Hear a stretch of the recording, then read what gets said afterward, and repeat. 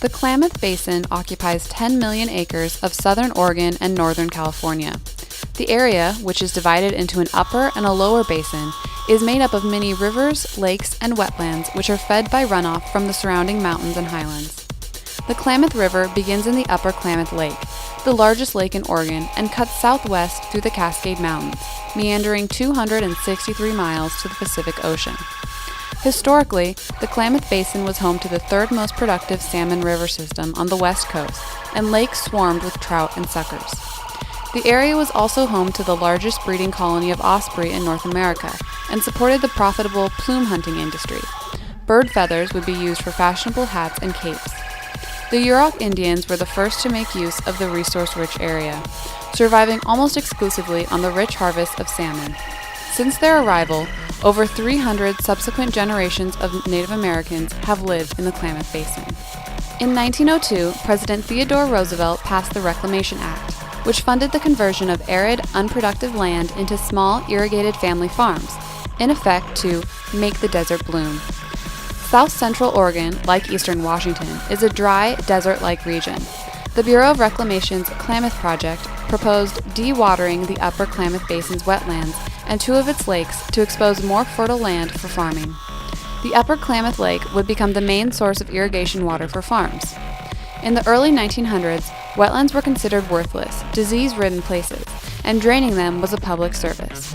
Yet wetlands provided an important ecological service, providing critical fish and wildlife habitat and the filtration of pollutants, including nitrates and phosphates. Dewatering wetlands and the lakes would reduce overall water flow, storage, and quality, causing fish and wildlife to die and increasing the occurrence of peat fires. At the same time, the reclaimed land and water would be given away for very little money, sparking an interest in homesteading. The influx of people and the fertile lakebed soil would cause the American West to become a hugely successful agricultural area. By the 1960s, 90% of the wetlands in the region had been converted into irrigated farmland. In 1908, Roosevelt also signed Executive Order 924, making all of the lower Klamath Lake area a refuge for native birds.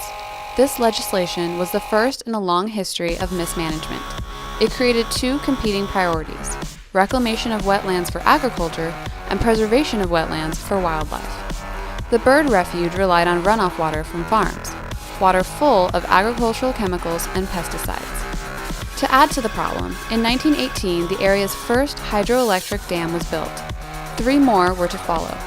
The dams blocked salmon from traveling upstream to their spawning grounds. The dam reservoirs created warmer, more stagnant water, which breeds algae and toxins which can harm wildlife, fish, and humans. With many people relying on the Klamath River Basin and its resources, it has created many disagreements over how it should be managed. The environmentalists, angry about water pollution and species extinction, demand the eviction of farmers from areas within or surrounding the wildlife refuge. The farmers believe that the government is breaking their promise of irrigation water for the farmland. They argue that farmers were given water rights first, and the fish do not need as much water as the environmental agencies say they do. The fishermen are suffering from the lack of salmon. They believe the water should be used to support the large, economically valuable fish runs instead of trying to grow food in a desert. The fishermen are also mad at local Native Americans, having been allocated 50% of the dwindling fish harvest, which otherwise would have gone to them. The Native Americans feel the water rights issue has left them worse off and less healthy, as they've abandoned their traditional way of life and food source. In the spring of 2001, the controversy escalated when the water demand exceeded the supply. The federal government chose to cut off irrigation water to over 90% of farmland in the upper Klamath Basin. 2 species of fish, the sucker and coho salmon, have been placed on the endangered species list, and rules stipulated that there had to be a certain amount of water in the Klamath rivers and lakes to help sustain the dwindling population. The farmers, who couldn't support healthy harvests without the irrigation, were forced to abandon their farms as crops failed, animals died, and over 200 domestic wells dried up. Ironically, while saving the fish, it adversely affected the bird refuges, including the endangered bald eagle, because it eliminated the agricultural runoff which provided water to the preserves, as well as the feed crop farmers are legally required to set aside for birds. The farmers angrily protested, illegally forcing open the irrigation canal's gate and allowing water back onto their land. The incident set an unprecedented standard for government intervention with regards to water rights. Just 1 year later, one of the largest adult fish die-offs in U.S. history occurred in the Klamath River. Adult salmon returning to spawn were caught off guard by water that was too warm. The fish were weakened and caught infections, resulting in the death of 30,000 Chinook salmon. In recent years, the coho and Chinook salmon have been infected by parasites as juveniles on their way out to sea. They then die in the ocean, and there are not enough returning salmon to sustain the Pacific Coast fisheries and canneries, as well as the communities who rely on them. The Klamath Basin presents a challenge for federal, state, and tribal resource management planning. Its resources have been badly managed by overlapping and inconsistent laws with competing priorities. This has become a common theme for the rivers of the American West. As they are used for hydropower, irrigation, and drinking water, there are many consequences for habitats, humans, fish, and wildlife. All of these parties have united against dams.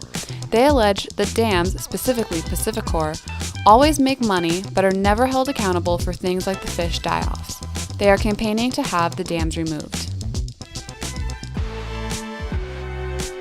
If the federal and state government and Klamath residents can work out a sustainable management plan, the Klamath River has a chance of recovery. With a demand reduction plan, a new water supply and storage program, and wetland restoration, the Klamath could return to its previous healthy state.